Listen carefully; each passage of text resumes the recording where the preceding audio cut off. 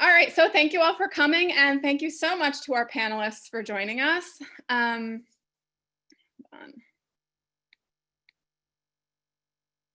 And thank you so much to our panelists for joining us as well. We're so happy to have everyone here, so happy to be starting this conversation. Just to give a little bit of background as to this project and this kind of panel and where we're coming from. As most of you know, One Day Sooner was founded to advocate for human challenge trial volunteers. So if those are needed for a COVID-19 vaccine, if those are helpful, many of us are willing to take that risk to benefit humanity. And that's really key to what we're about, is that we're willing to take this risk, but only if it's going to benefit everyone. So we are adamant that and as much as we're advocating for volunteers, we're advocating to have a vaccine distributed widely, and that means and equitably. So that means in the United States, and it means abroad. So starting these conversations is all part of that. We've done some on racial equity in the United States, and we are expanding that also as we expand our advocacy as well. Part of that concern, of course, is that now that there are some vaccines that it looks like are on the horizon, looks like will be approved soon if they haven't already been in certain places. These questions become even more urgent as to what happens next. And as to what happens next and who gets the vaccine next, and how the ones that do exist will be able to be distributed in different places. So again, building these conversations, having these conversations, we're trying to build our own advocacy, build our own understanding, and then also, spread these messages and communicate more broadly with Western audiences, especially, who are less likely to be naturally engaged with these issues because of a variety of reasons that can potentially contribute to the inequity that we want to fight. So the format of this event, for those who don't already know, who haven't attended other ones, is our 4 panelists. I'll introduce them in just a second. Each will have about 10 minutes to talk about their work. Many of them are actively publishing quite a bit on these issues, and I know that they have some really remarkable thoughts to share. And then there'll be Q&A. So, about half or a little bit more than half of the event will be your chances to ask questions.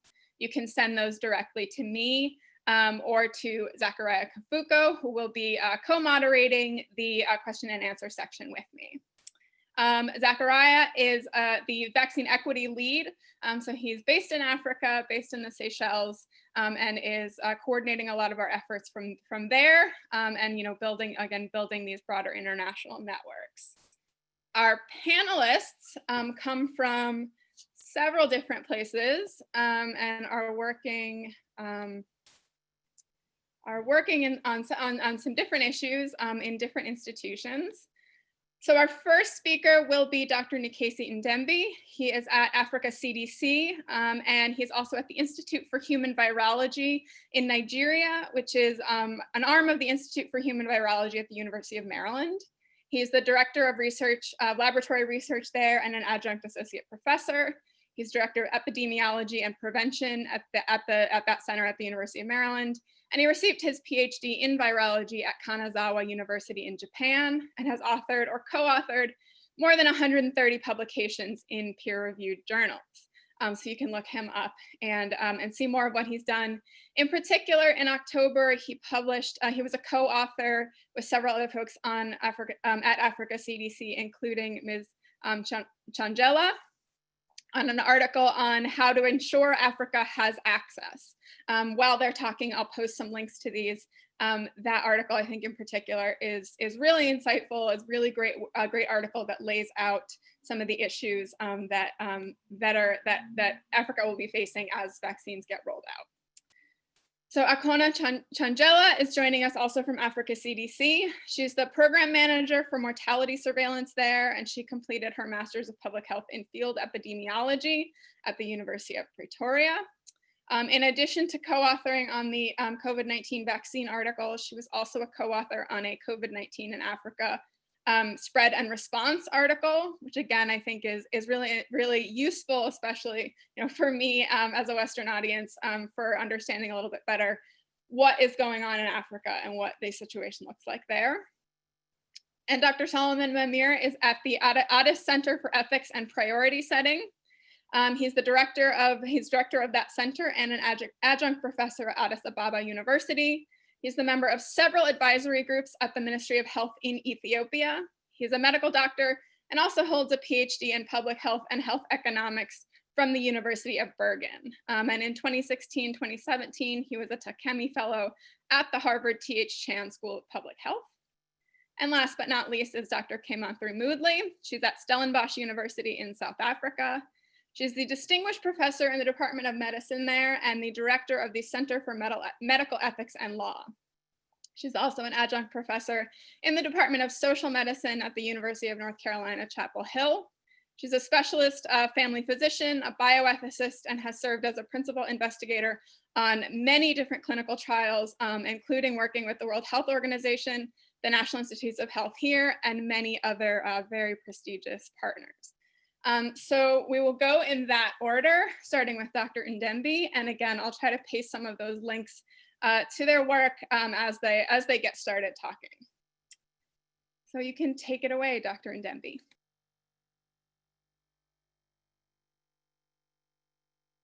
Hello, please, Mabel, can you allow me to share my screen, please?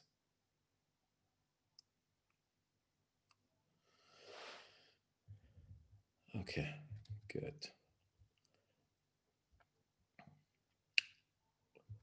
Yeah, thanks so much, really, for inviting us. I think my colleagues at AFTCOR and myself to provide some insight on the access to COVID-19 vaccines in Africa. So I'm going to take you briefly, and then I'm sure we're going to have a very fruitful discussion. So this is actually what you have now on this slide, the Africa COVID-19 vaccine strategy. We have three key pillars. And the first one is really, it's actually meant ensuring that Africa participates in COVID-19 vaccine clinical trials. I think that's very important that we also get involved in. So as part of that effort, Africa CDC, with stakeholders, partners, we mapped out clinical trial sites on the continent. As you did mention earlier, the publication in Nature, we actually provided that information so as to exactly know sites that have experience with in conducting or undertaking clinical trials, malaria, TB, HIV, Lassa, and Ebola. We could actually leverage on those sites to be able to undertake COVID-19 clinical trials. So the second pillar is actually the focus for these discussions is actually ensuring that Africa has access to sufficient vaccine supply. In the next couple of slides, I'm going to tell you what's our strategy. So under that, underneath you have access, financing, and procurement, and the manufacturing capacity. Currently, we really have limited capacity on the continent to really produce in terms of filling capacity for human vaccines. And that's actually something we're going to discuss also during this presentation. And the last pillar, the third one, is around uptake. And then regulatory, ensuring that we have really identified potential barriers that will delay the deployment and distribution of COVID-19 vaccines, and when it becomes when we have a safe and efficacious vaccines. I'm saying that because we still have interim data. And lastly, on delivery, it's very important so as to know that vaccines and vaccinations are really two different things. So on this slide, you can see a little bit what we aim for. So for those who are familiar with the COVAX facility by Gavi, CEPI, and WHO, they aim at vaccinating about 20%. So we have an ambitious program here at Africa CDC and Africa Union aiming at really vaccinating at least 60% to be able to reach herd immunity. So the program is actually, we aim to do that within at least 24 months. And this has been approved by the Bureau of State and Government. So on the right panel, you can see the breakdown in the cost to purchase and the cost to vaccinate. So it's actually around 9.1 billion US dollar to be able to achieve this. So how do we aim to get this from African Union and Africa CDC? So if you look at it, from the 9.1 billion, we're expecting 1.8 from the COVAX and donors. So assuming that we have the 46 AMC eligible countries in Africa that actually will receive 20% of the population that I did mention going to be vaccinated towards that program. There will be kind of country self-financing, at least a minimum of 0.5 billion US dollar that come through. And then the World Bank, you are pretty aware that about 12 billion actually been earmarked to support actually vaccines, access to vaccines in the next coming months. So we expect that about 4 to 5 billion is going to be allocated to Africa. And lastly, really innovative and financing instruments from Africa Union, Africa CDC is towards Afrexim Bank, which is kind of using promissory note kind of vaccine bonds. If member states are willing really to get some support through that system financing instrument, they are really welcome. So an Afrexim Bank actually it's really working towards mobilizing about 5 billion US dollars beyond the 2.8 billions that we actually earmarked for that. So to really make it really clear, we want fully commit to financial and political support to COVAX facility. This is a very good initiative, given that we definitely going to have access at least 20% of that towards that the COVAX facility. And we also encourage member states to pursue non-competing direct interest with manufacturers, very important. And also working towards having pool procurement to be able to have good deals in terms of access to vaccines. So really, this is something that I would like really to also pay attention to. There are really 5 key components in actually selecting in vaccine selection that we are looking closely. And so far, we've been talking really in the most recent days around efficacy and around safety. Very good. Those we can't compromise. Those 2 are really not negotiable. Then there are issues around really regimen. Are you going to look at a 1 or a 2-dose regimen? It's really critical for us in Africa looking into those ones in terms of really heterogeneity of the populations, in terms of how mobility on the continent actually account to. If you have a single dose vaccines, good efficacy, good and safety data, and then a reasonable price, those are the ones definitely going to be looking at in terms of ensuring that we have a good follow-up in terms of monitoring of those who have had at least the first and the second dose. A single dose really going to work very well for us. And then if you look in terms of coverage as well, which I did mention, if, for example, looking at the 70% efficacy vaccines and with a coverage of 60%, because traditionally really having 100%, it's ambitious, but it's not really realistic. So if with a 60% means that we've reached like a 40%, you're going to immunize about 40% of your populations. And looking at that, if you reach 80%, which is more, really that's kind of threshold we all aim for, or a 90%, we only achieve a 50%, 56% immunization for the entire population. So to drop a little bit up there, moving a little bit to a high, let's say 95% efficacy, you can see that we're getting closer to what we are expecting towards getting at least a 60% or reaching herd immunity. So from African perspective, and then this has been based on some assumptions published from some of the experts on herd immunity using those, let's say, mathematical modeling. So to be quite really being on the field, looking at data and looking at the current logistics, looking at the characteristics of some of these vaccines. So having vaccines that can be stored between at least 2 to 8 degrees, or at least -20 if they are not options. Those are the ones that probably going to be looking at closely without probably excluding others. And then also bear in our mind that we still have about 12 potential vaccines, protein subunits that have been traditionally used in the past for immunizations.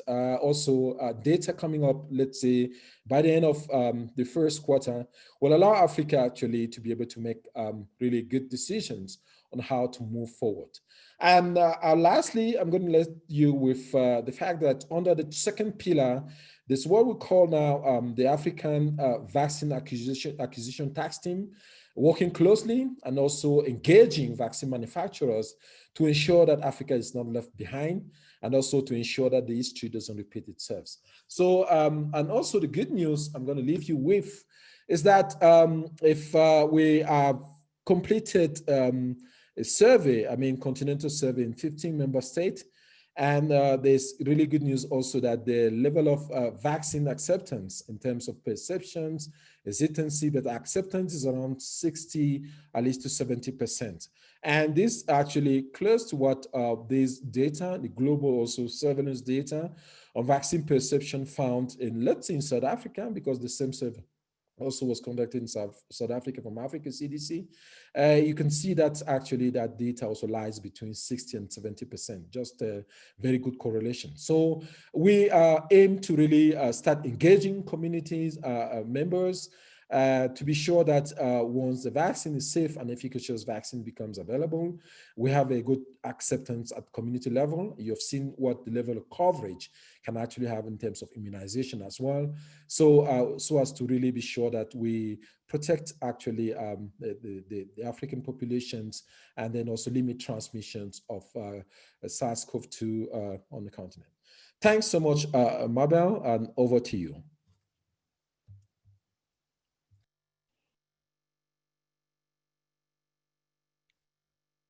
Thank you so much. Next up will be Akona Tushangela. Thank you, Mabel. It almost feels like, if you could allow me to please share my screen as well.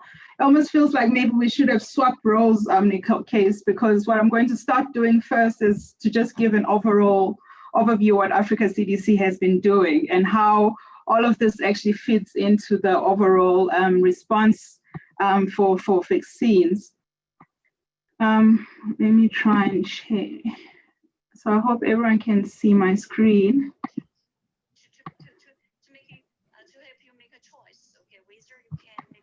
Okay, so just to start off with, and thank you so much, Nikes, for because I have nothing much else to add in terms of the activities that we're doing as Africa CDC in response in terms of vaccines, because I think it's a collective effort. But to just help our audience to also better understand how all of this comes into place and how we all started as a continent. So as you may recall, on the 14th of February, that was when Africa reported its first case, which was in Egypt. And prior to that as well, Africa CDC had actually even started doing the activation of the EOC. They had also started consulting with all of our regional collaborating centers on the continent. By the end of February, we had already called in an emergency meeting with all the ministers of health to establish a form of a task force for COVID preparedness and response, which we call the AFTCOR. This was then endorsed as the overall joint continental strategy by our heads of states and government. We then launched the PACT because then we saw that there was a limitation in terms of our testing capacity within the continent. And so the PACT initiative, the Partnership for Accelerated COVID-19 Testing, was to help to facilitate an increase in continental testing efforts. After that, we started seeing that, well, vaccines probably will start picking up pretty soon. And so in June, we actually had a meeting with all the key stakeholders to develop a consortium for COVID-19 vaccine clinical trials, which is CONVAC, which is led by Dr. Nikes Dembi. We then have launched quite a number of other initiatives, which is the Africa Against COVID-19, Saving Lives, Economies, and Livelihoods, as well as the overall vaccine development and access strategy. So just to give a better history, our director first published in The Lancet, raising concerns and alarms of the high volumes of air traffic and trade between China and Africa, and just indicating the high risk for introduction and spread of COVID-19 during that period. As I indicated, we had the emergency meeting involving the WHO, AFRO, as you can see, the regional director for WHO further in the front. Everyone else are a representative or ministers of health from all the African Union member states. And basically, the overall objective of the joint continental strategy was to make sure that we coordinate efforts between the member states, between our partners, to ensure synergy, as well as to minimize duplication, as well as to ensure that anything that we did was evidence-based public health practice, whether it be for surveillance, prevention, diagnosis, treatment, and control for COVID-19. So our overall goal was to prevent transmission, prevent our deaths, prevent social and economic harm. And as you can see with all of these goals, it involved having effective vaccines to limit transmission, prevent death, as well as to prevent economic loss. So under this task force or this joint continental strategy, you've got quite a number of technical working groups where you have the surveillance, laboratory, infection prevention and control, clinical management, risk communication and community engagement, supply chain and stockpiles, and then you've got the science standards and regulations, which I currently co-chair. And basically it's for better coordination and cooperation, collaboration, as well as communication with all of our partners within the continent. So within the technical groups, we have all partners who are involved in the response for COVID-19, filling in the different sectors within the different technical working groups. Under those technical groups, we've supported member states by publishing and producing quite a number of guiding documents, as well as statements with regard, whether it be towards treatment, towards the vaccines, towards social distancing or physical distancing, as well as the science, making sure that member states are fully informed with science information. We also publish bi-weekly science updates, sending those out to our member states so that they have the latest scientific information. So we have quite a number of goals for our PACT initiative, which was to definitely make sure that we have more than 10 million tests conducted within the continent, having more than 1 million community health workers deployed, training over 100,000 healthcare workers, as well as establishing a continent-wide procurement platform. So we've passed 10 million tests on the continent, and we definitely over 20 million. And definitely Africa CDC has helped to facilitate that. And we're currently working towards also supporting in terms of sending out antigen tests for easier diagnostics. So this is basically the online platform where we saw that there were challenges in terms of acquiring medical supplies, critical medical supplies during the period where cases were coming up. And so this is basically to help our member states to have easier access to those supplies. And I'm going to definitely whiz through because I am very aware of the time. Just to say that we've definitely built up on our diagnostic capability. In February, we had about 2 countries which had diagnostic capability. That has expanded to over 1,000 lab personnel trained, over 5 million test kits and supplies distributed. As I've said, we've surpassed that, the testing by over 20 million. And this is basically just the initial scale up of diagnostic capacity. And this this training was done in South Africa. I think it was under the Roche laboratory with the support of the National Institute for Communicable Diseases, just to ensure that everyone could test. We've also deployed quite a number of responders as well as community health workers across the continent. We've deployed close to 205 rapid responders and volunteers. Actually, the number is actually over that. We're planning on deploying quite a few more into different member states. We've deployed more than 10,000 community health workers on the continent. We've also conducted quite a number of training on the continent for surveillance, for IPC, case management, lab, risk communication, as well as public health emergency operating centers. In terms of IPC, we've also done in-country training for over 22 countries with over 45 participants. We've also provided quite a number of supplies, whether through the various platform or also through the support of WFP. We've been able to send all these out to our various member states. Now, when it came to vaccines, how it all started was on the 25th or 26th of June. We called on all the members of all the high-level individuals to try and have a whole of Africa approach or whole of society approach.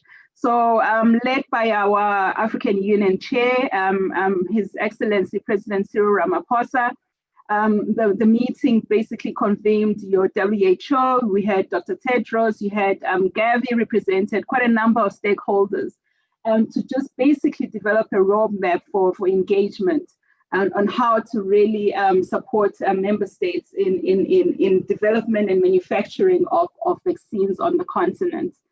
And so this is the initiative that Nikes was presenting where we are in terms of our thinking and way forward as a continent. Just mention in the last minute or so is that we also launched quite another initiative, making sure that our borders were protected, protecting economies and livelihood, as well as schools, as we saw the opening or reopening of our economies and easing of the lockdowns across the member states.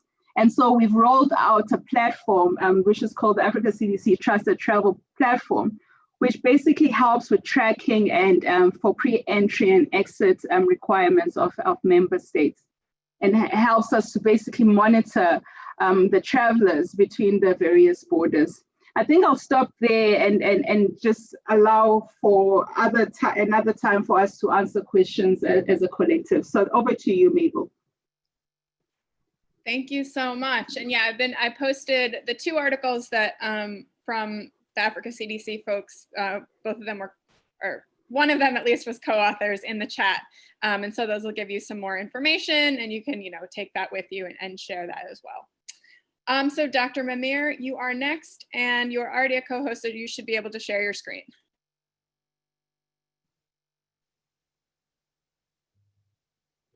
Okay, thank you, Mabel. First, I would like to apologize because of the unstable internet connection that I have, but I try my best. Can you hear me? Yes, you're good. And we can see your screen as well. Thank you very much. Good morning, or good afternoon, or even good evening, everybody. One of the beauty of virtual session is it addresses all time zones, actually.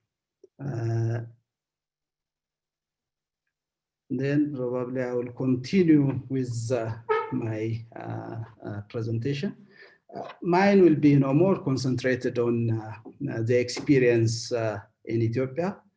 After giving a little bit of highlight, then I will directly continue to most of the Ethiopian experience.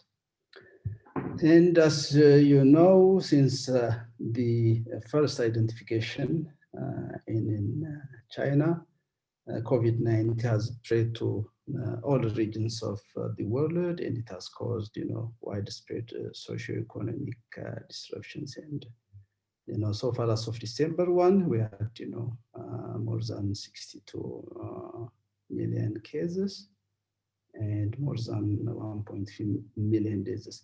This is, the burden in Africa. The burden in Africa seems, not that pronounced as compared to other areas. But so far we had, nearly 2.2 million confirmed cases and more than 52,000 deaths are actually reported. And these are the most affected countries by number of cases and deaths. And Ethiopia is one of, the most affected countries in the continent. And this is a graph that shows, the distribution of COVID disease burden in Ethiopia by age categories. It assesses, both cases and deaths. I think such epidemiologic, assessments will be useful in later targeting certain, groups for priority when, vaccines and other supplies are available. Now, as you can see here, most of the infection is concentrated in the youngest age groups, but most of the diseases are beyond age 55. And from here, we can see that, the age group 15 to 34 contribute to 57% of the cases in Ethiopia, but account, for only 15% of the deaths. But cases and deaths occur across all age groups in Ethiopia, and no age group is spared from this disease. And the age group, which is greater than 55 years, actually contributes only to 11% of the cases in Ethiopia, but to 61% of the deaths, which is what we see across the continent and in other areas as well. The other thing that we see in Ethiopia is the significant distribution, discrepancy among the administrative regions in Ethiopia. Addis Ababa, the capital city of Ethiopia, harbors, the significant majority of the infections and deaths as compared to other regions. Addis Ababa probably has an estimated population of 4 to 5 million. The total Ethiopian population is estimated at around 110 million. But these 4 to 5 million people account for 53% of the cases and 72% of the deaths. And the tests are actually, that this test share is around 44%. Therefore, you can see there is a disproportionate number of cases and deaths in Addis Ababa. Similarly, to the age disaggregation, such epidemiologic data could also be useful, where to prioritize, when vaccines are available. Actually, the first case in Ethiopia was identified in March 13. And since then, Ethiopia has, a comprehensive approach to control and mitigate the pandemic, shy of, complete lockdown. I wouldn't go into the details of, the pandemic response, but, this has led to, significant development in certain areas like, testing capacity. When the pandemic started, Ethiopia had zero capacity to do COVID-19 PCR tests, but after 9 months, there were 64 sites throughout the nation with COVID testing capacity and with 89 DNA PCR machines available. And there was, significant scale up of other capacities like hospital, quarantine capacity, and so on. And Ethiopia has done a significant resource mobilization in that regard. The other relevant, the topic of our discussion is COVID vaccine. Therefore, I think availability and use of COVID-19 vaccine is a critical input in curbing the pandemic, and its widespread distribution and use is a common global interest. And without effective COVID vaccine, the virus will circulate unabated and will remain a global health and economic threat. Therefore, this is a Washington Post editorial which presents the statement of Dr. Tedros Adhanom, the Director General of the WHO. And no one is safe until everyone is, and this highlights the importance of equitable, widespread distribution of vaccine and use, and which is, ensures our common global interest.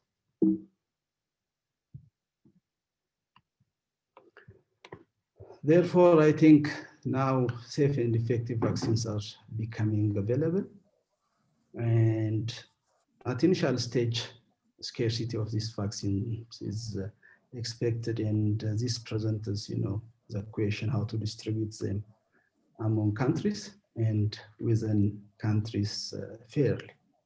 And recently, the UK has approved, emergency use authorization of COVID vaccines, and this might, elicit some kind of, global competitions and so on. Therefore, I think fair international distribution will be a big issue in the coming few months. Therefore, I think there are global actually preparations to facilitate fair international vaccine distribution, and there are 3 critical groups in ensuring this fair distribution. One is previously mentioned, actually, the COVAX facility, which may be responsible to purchase and distribute the vaccine. Vaccine producers, most of the vaccine producers have publicly committed to broad and equitable international distribution, but only few national governments has expressed such commitments. Therefore, I think especially nationalism within governments could be one challenge in fair international distribution of vaccines, which the COVAX facility might have to endure.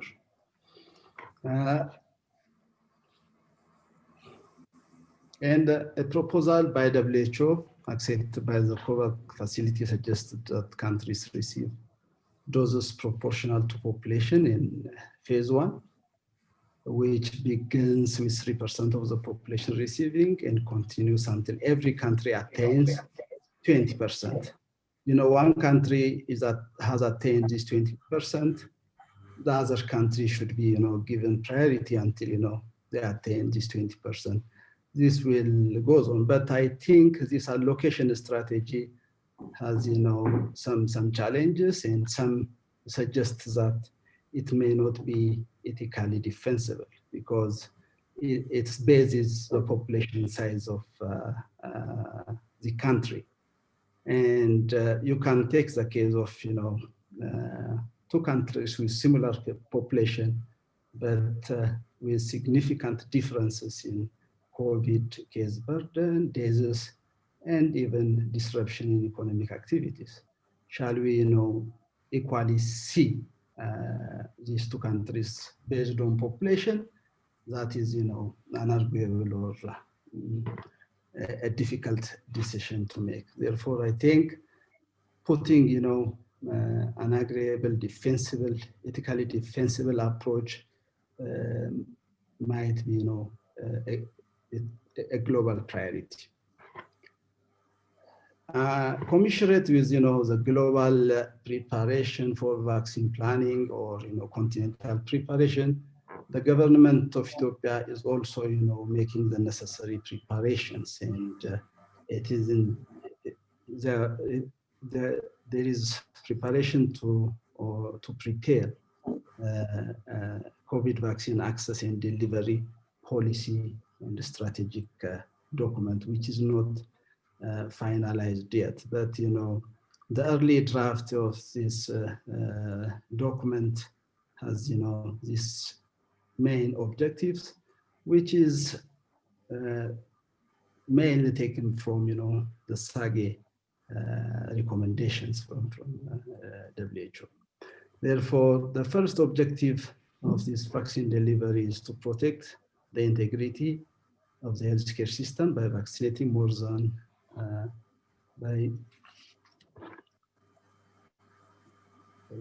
by vaccinating more than 90% of the frontline health workers, which includes health care workers and other frontline workers. And the second objective is to reduce morbidity and mortality by vaccinating more than 90% of individuals with comorbidities and population aged greater than 55, which is commensurate with what the death burden within the country actually.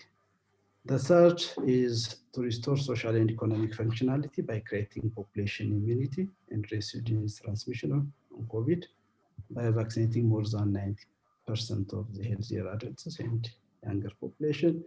This, will allow you to return to normal life. Therefore, I think the target population and the priority policy is actually, as I said, commensurate with SAGE recommendation. And the first range, in the first phase, the government plans to give, to cover 3% of, the frontline health workers, including health workers. Then subsequently, until the 20% is achieved, target those who have comorbid conditions and those who are aged greater than 55 years, and the rest will be covered later on. I think this is all from my side. I think I hope there will be more questions and so on, and that will be addressed in later sessions. Thank you very much. And thank you so much. And the last speaker will be Dr. Moodley. And once again, if you have questions, feel free to send them to either me or Zachariah when you have them. But we'll also, obviously, you can raise your hand or you can ask questions once the speakers are done. And Dr. Moodley, do you need to share your screen? No, I don't, Mabel. Thank you. Yep. So thank you very much for the invitation to join this panel and to the previous speakers for their excellent presentations. I think I will turn the discussion more towards some of the ethical considerations that have become important during the pandemic. So when the lockdown started in South Africa in late March of this year, some of my colleagues and myself started to look at some of the important aspects around critical care triage that was developing in the country.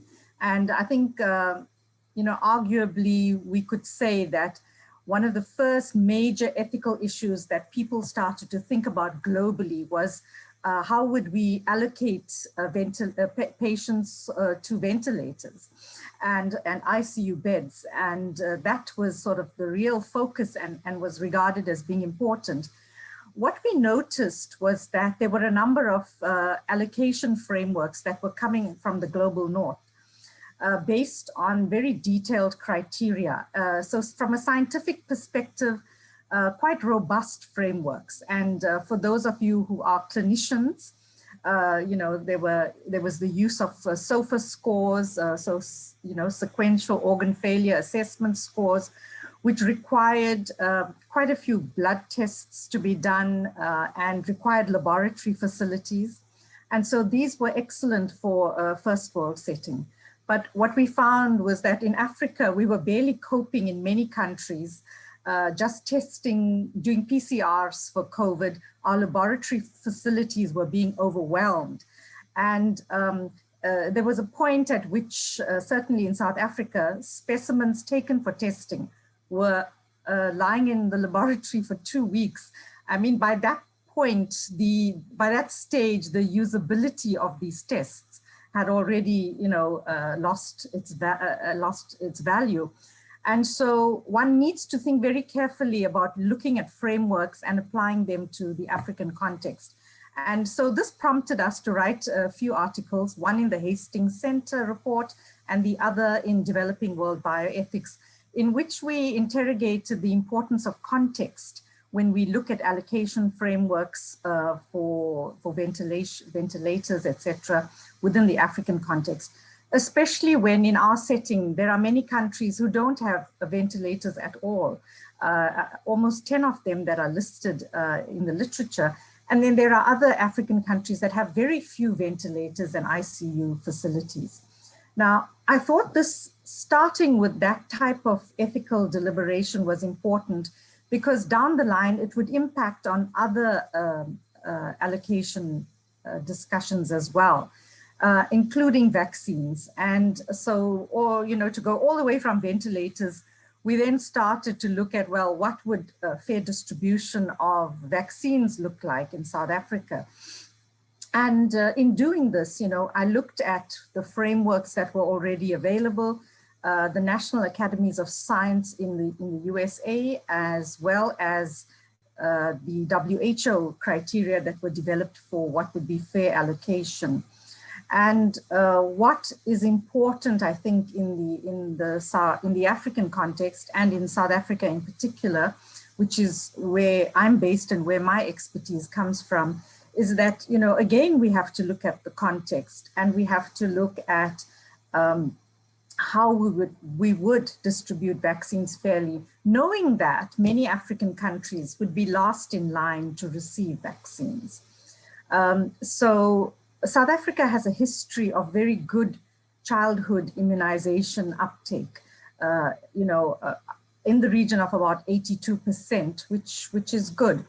However, when we looked at how many people would accept a vaccine based on the Ipsos survey commissioned by the World Economic Forum, we found that only 64% of South Africans in that survey would accept a COVID vaccine. So 2 nights ago, I did a talk to over 1,000 healthcare professionals in the country and just informally posted a polling question about, you know, as healthcare professionals, if we had an efficacious COVID vaccine, how many of you would accept this vaccine? And we found that 69% said yes, with the rest either saying no or being unsure. So, you know, the earlier figures that we saw about how, you know, vaccine acceptancy would occur, it seems to be sitting in the region of 69 to 70% uptake. So this time around, vaccine hesitancy is important. It's always been thought that it's a sort of a North American, European, UK type phenomenon where there are these anti-vaxxers. And yet in Africa, that is also an important consideration because there's a growing concern about use of vaccines in our context. And based on a number of reasons, and which may not be the same as the reasons used in the global north, you know, questions around exploitation, questions around efficacy of vaccines. And I think with COVID, what is particularly concerning to many people in the public is that there's been such an accelerated development of vaccines that there are concerns around efficacy and safety. Of course, we all hope that whatever vaccines have been developed so far are going to work, are going to be efficacious, and are going to be safe. But there is still the concern in the public, both I think within the profession and amongst you know, the general public about these vaccines. So in terms of you know, who would get allocated vaccines first, we know that, you know, the WHO suggested that maybe between 3 and 20% you know, of populations in countries would get access. In South Africa, we know that our government has secured around enough vaccines to immunize 10% of the population, which would be about 6 million people, which would require 12 million doses if we're going to do 2 doses. So the question is then, how would we, you know, fairly distribute those vaccines? And I think if we have very, very severe shortages of vaccines, the criteria one would use would have to be tight. I personally like the approach by the National Academies of Science, Engineering, and Medicine in the USA in terms of it being a phased approach. And a phased approach makes sense in the context of an evolving, you know, availability of vaccine supply. One needs to have a very flexible approach because, you know, we don't know how much we can accelerate vaccine production. And of course, focusing initially on those at highest risk. So even healthcare workers, frontline healthcare workers, we may even have to choose amongst them only those at highest risk. There's the issue around those who've already had COVID. Now, it's not clear whether, you know, those people are already protected immunologically. That aspect is not yet scientifically very valid. And, you know, we would maybe have to think of which groups do we exclude first. Certainly, we'll exclude all those who decline vaccinations, simply because there is not enough. Then, of course, there are those who've had COVID and who may be protected for all intents and purposes. We don't know that yet. And then focus on the really high risk healthcare and frontline workers, the adults with chronic, you know, conditions, comorbidities, other illnesses at high risk, the elderly. Those with the comorbidities, interestingly, would also coincide with people who are living, you know, under poor socioeconomic conditions, because there is a correlation between those who have taken, you know, had the highest burden of COVID and have had all the impacts of the social determinants of health impact on them as a result of poor access to healthcare, as well as poverty. And so there would be a correlation in that respect if we took high-risk people with comorbidities as well.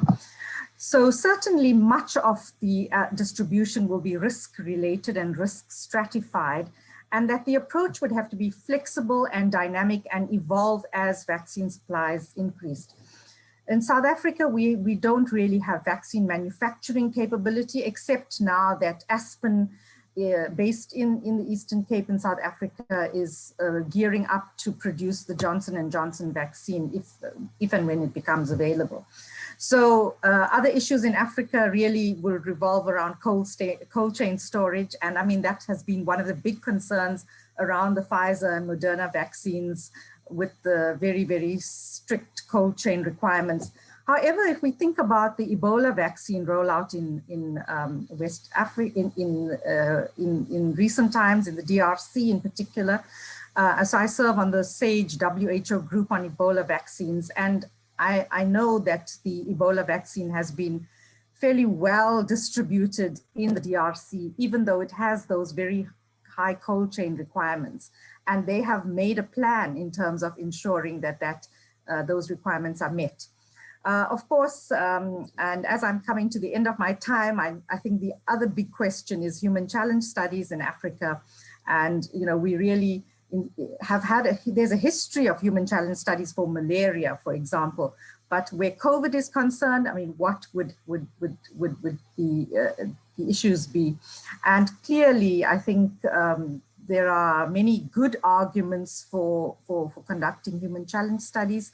But again, context will matter. We have populations in Africa where we struggle with consent processes for just normal research. So a flu vaccine study that we did 20 years ago on, and when we surveyed over 300 of our participants, we found that only about 20% understood randomization and 19% understood the concept of placebo, even after quite a thorough consent process. So we have challenges in our setting about consent, and clearly with human challenge studies, requires a very robust consent process. There are challenges around remuneration for participation, especially if in a human challenge study, one would be enrolled for 17 days approximately. I mean, that would amount to a large sum of money to cover expenses and inconvenience and time, etc. And to what extent would that serve as, you know, an undue inducement to participate? The other aspect around using young people in human challenge studies and the generalizability to an older population is important. And the fact that in South Africa now, during the second wave, we are seeing serious disease amongst young people, especially in the Eastern Cape. And this is emerging from reports, you know, over the last few days. So I think very important considerations with human challenge studies, both the science and the ethics. And I'll stop there now, and I'm happy to take questions. Thank you so much. And this is a brand new or fresh research that you're on human challenge studies that you're just beginning to publish. So so that's great to hear about that. And I know we'll want to stay in touch and see more. So now we will open to questions. As I said, Zachariah will be co-moderating. So if you have questions, you can send those in the chat to us, or you can raise your hand and ask yourself. And in the meantime, I think drawing from the conversation the way it has been going, most of the figures that have been discussed from, I think, all the 4 participants, or the 3 men who have used the figures, there is, I think, a perception of insufficient testing or the lack of it, barely. So how does this inform or misinform the pandemic status? And also going beyond that point, do you not think that this information or misinformation would also affect the projections being made towards how much vaccine is needed, or how many people are actually affected, and how many people qualify to be in the high risk category? Any one of you can take it up.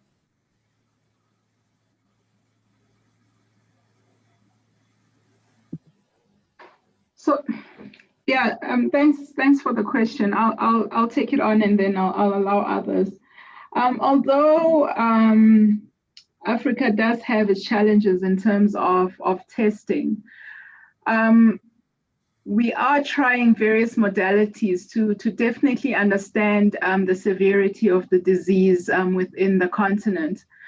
For example, I think Mabel introduced me as the program manager for mortality surveillance. And so what we are trying to do is support member states with rapid mortality surveillance in order for them to be able to measure their excess mortalities, whether it be due to indirect effects of COVID-19 or indirect effects due to other health events. And so I think even though testing is a challenge, there's definitely, I think, an agreement. And if you look at our case fatality rate on the continent, there aren't that many deaths or severe cases as compared to our European counterparts or our American counterparts. And so you can vaguely try and measure the severity of the disease around that context. We also are definitely seeing quite a number of seroprevalence studies and serosurveys being reported around the continent, which shows that definitely there's a higher number of people who were infected with SARS-CoV-2, even though they did not report into healthcare facilities, which may also suggest some form of having more cases that are asymptomatic than cases that are quite symptomatic. However, we do continue to support member states in terms of developing the necessary research for them to better measure the true burden of the disease on the continent. Thank you. Probably I could do some more. Yes, please go ahead.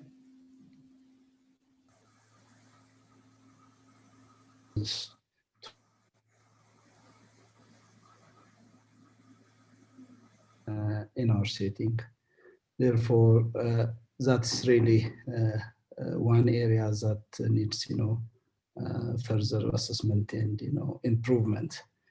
In Ethiopia, actually, because of this worry, in Addis, there was additionally a trial to do assessment at burial sites. And this assessment at burial site has shown,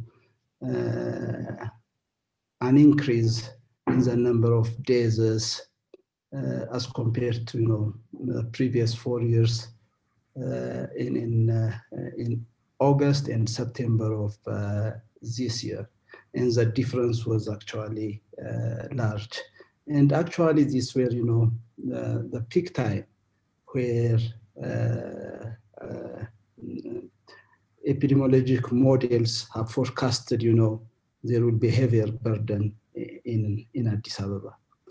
Even though this burial surveillance site didn't do, cause of death assessment, triangulating these findings suggests that, the burden was there actually in our country. Therefore, I think increasing the testing capacity could accurately characterize the disease burden in our setting. And the other thing that you raised was, what, percentage of the population should we target and so on. Probably, because of scarcity, initially you have to target, those who are, at higher risk. But ultimately, what we should do is, reach a level of, vaccination coverage, which ensures herd immunity and abates, any community level, widespread transmissions. Therefore, the vaccine coverage should reach to the level where we could have, kind of herd immunity.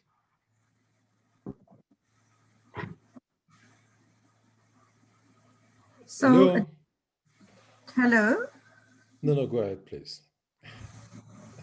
So just to take up the point that Akona had made is that we need to be mindful of the number of asymptomatic people who have tested positive on antibody screening tests. So in South Africa, at some of our antenatal clinics, as well as our HIV clinics, testing for antibodies for COVID showed that up to 40% of people, attending those clinics did have antibodies, and possibly, in the context of asymptomatic infection. So, that's another important factor to take into account in vaccine allocation frameworks. But on the whole, I think testing throughout the continent is questionable in terms of the data that is coming out of various countries and in terms of the perceptions that the public has. On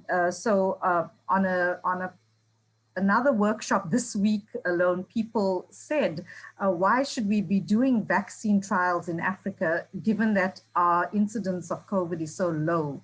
So just that question in itself is important because, you know, and shows how important data and accurate figures are with respect to this disease, because it influences how the public thinks about these issues, you know. And so the whole concept of it being a global concern, and, you know, Dr. Tedros has repeatedly said, you know, no one is safe unless we are all safe. And that concept is not being appreciated in some settings, and that is concerning.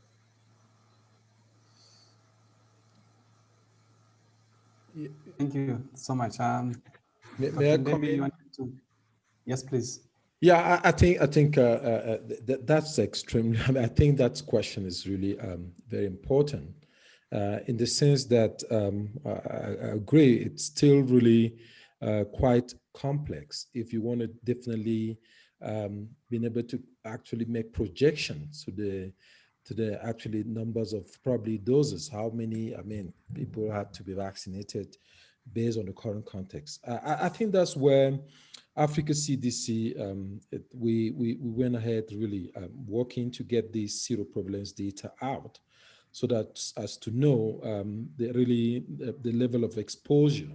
So in the context of really, if you look at the vaccination bit of it and immunity, there are some key assumptions really that we looked into when we plug in our I think threshold at 60%.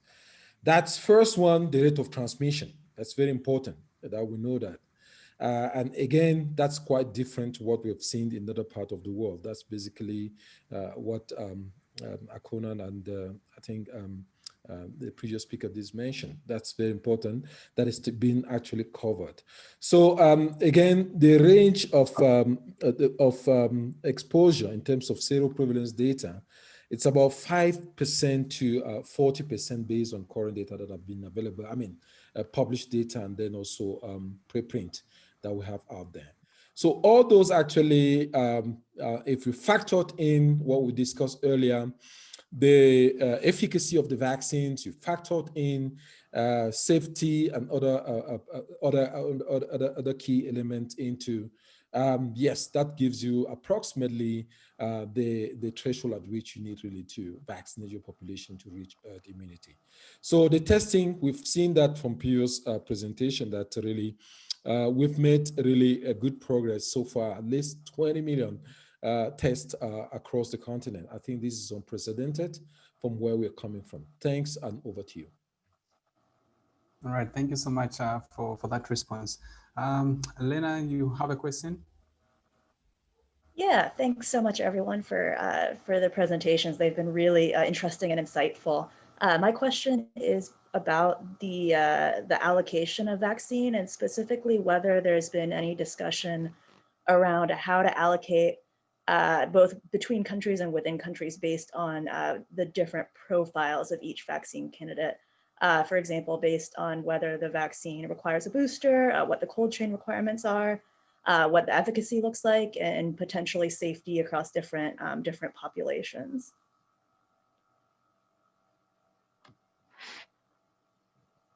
Amegoye, thanks. I think that's a question that we're planning to actually address in the coming weeks.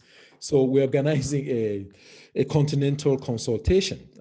I've heard the colleagues on this panel have mentioned this WHO SAGE. I also mentioned the American Academy of Science. I think those are the ones that we really want to look at. Now, look at contextualizing it in our own African context, in terms of fair allocation, in terms of equity, in terms of timely allocations.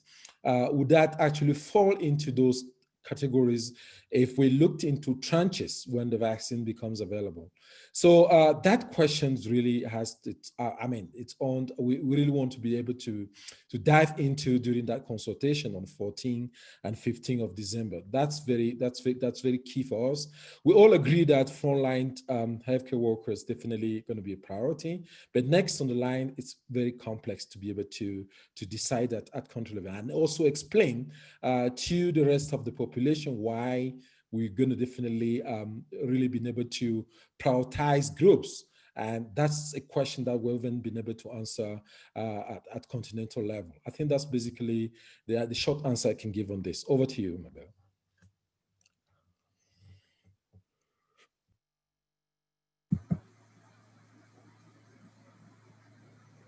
Okay, Mabel? So one of the questions I have is if there are specific, like context-specific strategies for combating vaccine hesitation. And I think probably all of you guys are in different contexts, so you might all have useful answers to that.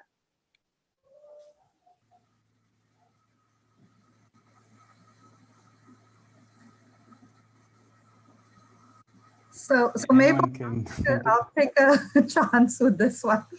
It's a challenging question, but an important one.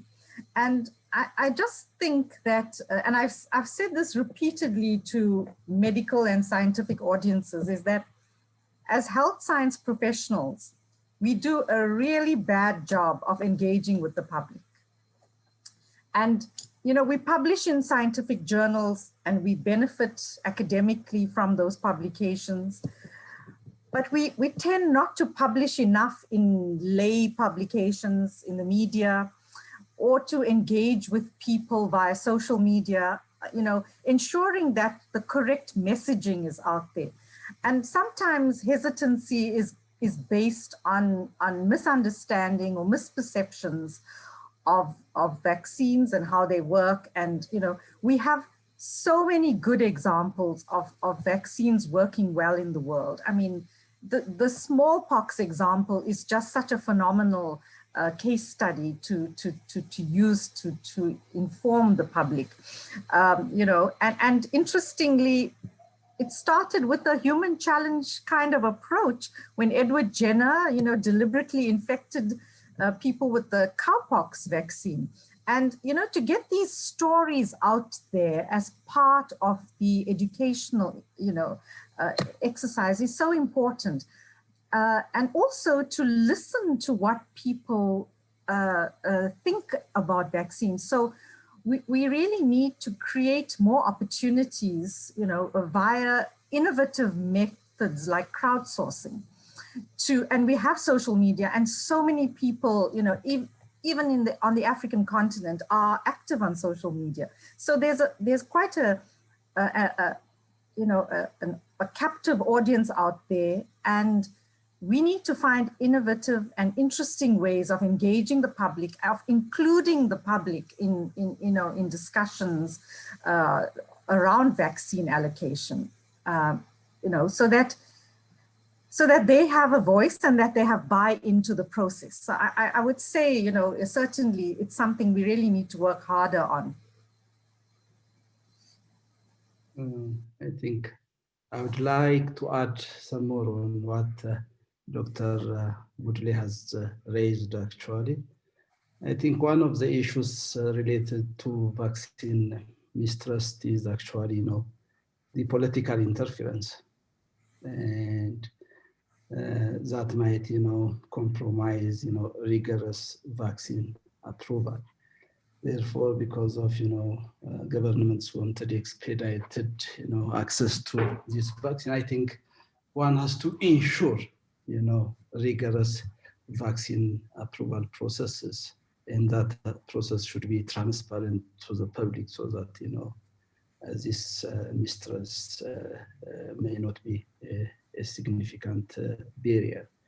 The other thing could be, it was already mentioned, we should, launch educational campaigns, and actually, this should address, the contribution of individual immunization to herd immunity, and we have to be transparent about, efficacy, adverse events, but messaging, definitely should avoid unintentional overemphasis of, rare adverse effects. And probably the other thing is, using, trusted community members and cultural leaders to advocate for vaccines. And recently, there are, here and there, anti-COVID, conspiracy theories, and we have to have a strategy to combat these conspiracy theories. And in some communities, healthcare workers might be, trusted, advocates. Therefore, we have to use these cadres to advocate for vaccine uptake. Thank you. Thank you so much. I have a quick follow-up. Yeah, I'm wondering if you can speak a little bit to the questions of political interference in the African context. Obviously, in the United States, there's been a lot of questions about whether a vaccine would get approved early for political reasons and a range of other issues. So I'm curious if there are concerns in Africa about the approval process abroad, and then if there are particular questions about political interference domestically. Hello. Yeah, I think what probably I'm going to speak from the Africa CDC perspective. So we actually, as Africa CDC, have been really concerned around probably the length, the duration for authorization.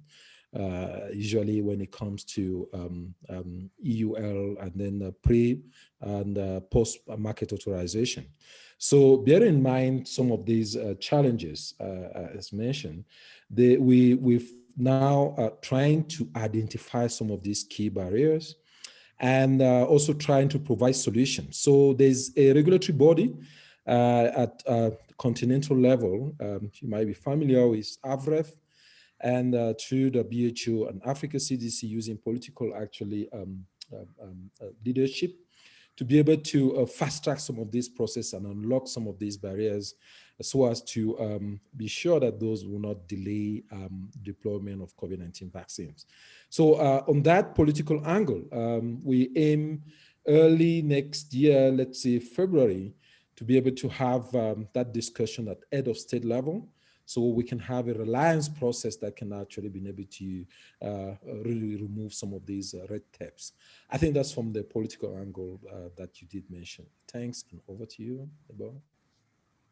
Yeah, if I may just also add to that, Mabel, is political interference can be a positive sometimes and can be quite a negative in some respects. And at the African Union level, I think we've seen it being more of a positive in terms of how the continent has responded to COVID-19 on the continent.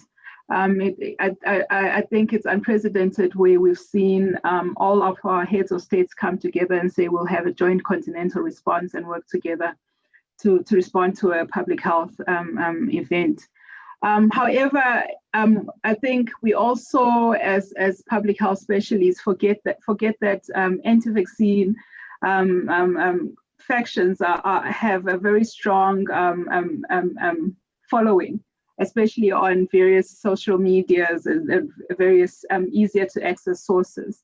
And I think Solomon pointed out to the importance of community engagements, in educating our community with regard to vaccines and what they do and how they can help, and ensuring that that they understand that, especially on the continent, I think even our director has repeatedly said this, is that in Africa, we will not distribute a vaccine unless we are sure that it's safe and effective for its communities. And I think that kind of message needs to go down to the communities, and we can utilize our politicians and heads of states to help us in doing this, so long as we inform them better and give them the right knowledge and information to distribute to our member states. All right, thank you so much. So if there is anyone else who has a question in the audience, please just you can put it in the chat or just raise your hand, though we have only a few minutes. And while we are waiting on that, I'm going to address this maybe to Dr. Ndembi and Dr. Kimatri. I'm asking this because Dr. Kimatri, you mentioned something to do with human challenge trials. And Dr. Ndembi, in your article you wrote on COVID-19 vaccines, how to ensure Africa has access to peace, which you co-authored with Ms. Shangela. One of the points that you mentioned in that was that Africa needs to participate in clinical trials. Okay, can you hear me? Yeah, I can hear you. Africa needs to participate in clinical trials. Yes, Africa needs to participate in clinical trials. So how do we balance the need for clinical trials as a prerequisite for ensuring that there's access to vaccines in Africa, for example, and also at the same time not to be seen to be perpetuating the stereotype that suggests that Africa is like a testing ground for vaccines. I think more to the point of the ethical issues around clinical trials. Yeah. I think you're bringing a very valid point there. So I think that's the same. I mean, in line with the previous comment on the community engagement, I think bringing clinical trials or undertaking clinical trials within the community can actually provide or shed more light in terms of information. I mean, those that have been involved, they have a say. They can be those that we're looking at in terms of KOL, key opinion leaders. So that mistrust, that misunderstanding about the disease and the vaccines, stigma and discrimination, and then that vaccine hesitancy can be really been I mean, we can use those clinical trials to be able actually to really raise uptake in terms of vaccine acceptance at community level. So I think beyond that, the science also, let me just put it in this, get just one single example. Let's say you have a vaccines that have been developed based on adeno-5, let's say that's an example, platforms, a vaccine platform. So really, if that's not been tested on the continent, you'll be able to know exactly the level, I mean, the efficacy of that vaccine, given the fact that at least 60 to 80% of at least African American, who have developed antibodies against those adeno-5 viruses. So it becomes difficult to be able to balance the science and then also vaccine hesitancy if the science definitely will not drive that process. I think I'm very supportive and also to the fact that countries like South Africa, Kenya are really going, I mean, moving that far on the map in terms of having multiple vaccine trials and being able also to have a good community engagement strategy and guidance for the population. I think that's what we aim for. But as Akona did mention, that the quality really and also the efficacy of some of these vaccines, we shouldn't be compromised. There's no compromise around those two parameters. Over to you. So, yeah, so I think those points raised by Dr. Ndembi are really important. And I think in the context of clinical trials, what causes mistrust is when we don't pay enough attention to benefit sharing. So we ask a lot of trial participants, in terms of their time and their courage to take part in these trials and the inconvenience. We ask, it's a big ask, but sometimes the research team fails to negotiate with the sponsor, how we can benefit the trial participants and their communities. And I think that's a missing ingredient. It's really important. In South Africa, we have the SAN Code of Ethics, that was developed by the indigenous San population in the country. It's a very important initiative, and one of the principles is benefit sharing, because that is what most people in communities want to know. You know, you're asking me to take part in this trial. I may not benefit personally, it's for the benefit of science and society, but what benefit comes to our community? So for me, one of the important questions around the COVID vaccine trials that are being conducted in Africa is, was there a negotiation upfront between the researchers and the sponsors about access to the vaccine? Because if researchers proceeded with the trials without negotiating, and I'm talking about a hard negotiation upfront about access, you know, then it leaves open this the context for mistrust, and people will feel more assured about governance of clinical trials if we have these robust mechanisms in place to ensure that, you know, that we balance out the risks and the benefits for all concerned. Communities must see benefit trickling down to them, you know, to make the sacrifices to take part in trials. So that's the one issue. The other issue around human challenge studies is that, given that we haven't sorted out the issues in clinical trials yet, and there are many, I've been working as an investigator in clinical trials for the past 20 years. I've served on research ethics committees and data safety and monitoring boards.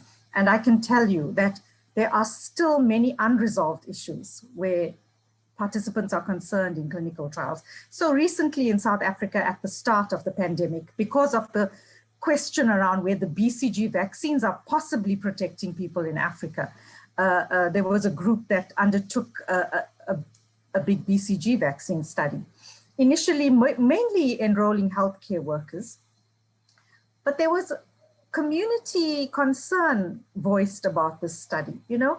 So, I mean, BCG vaccine, it's well known, it's been used for decades to prevent TB, and yet there was so much concern around that. When the COVID vaccine trial started in Johannesburg, likewise, in the midst of the pandemic, there were protests and some concern that was voiced there. So we have so much of work to do in terms of the ethics of clinical trials that it's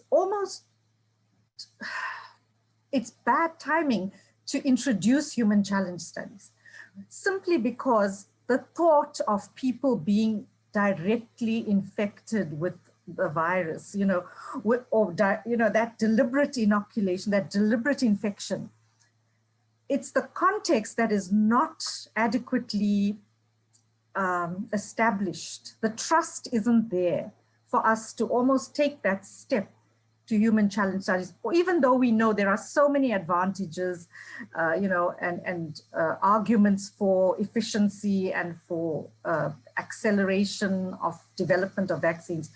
So there are so many good arguments for human challenge studies, but I think there are so many other issues that haven't been dealt with properly yet, that it could end up, in Africa, causing more mistrust and more vaccine hesitancy. And that's what my concern is. All right, so we are at time. Thank you so much to the panelists. This has been really, really great and really interesting. As I said, the recording will be up and available. We'll communicate that via various channels to all of you. So thanks once again, and have a good rest of your day. Thank you very much. Thank you, and bye-bye.